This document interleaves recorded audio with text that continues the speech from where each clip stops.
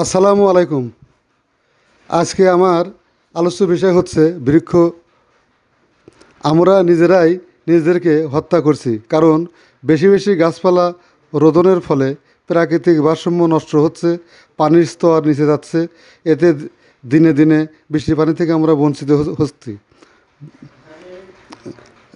যার জন্য জনজীবন ব্যাহত হচ্ছে।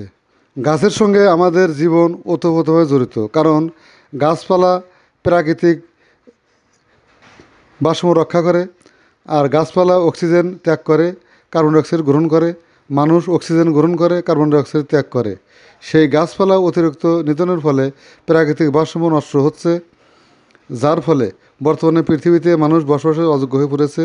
অত্যন্ত গরম, যার কোনো বিকল্প নাই। এমত অবস্থায় আমার অনুরোধ, আমরা কেহই বিনা প্রয়োজনে কোনো গাছ কাটবো না। পারলে প্রত্যেক ব্যক্তি কম করে হলেও বছরে একটি করে গাছ লাগাবো, পরিবেশ রক্ষা করব, যাতে মানুষ পূর্বের মতন এই পৃথিবীতে সুন্দরভাবে বসবাস করতে পারে।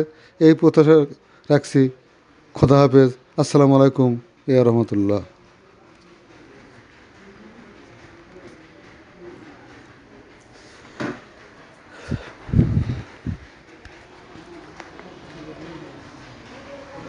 ও দেখেন।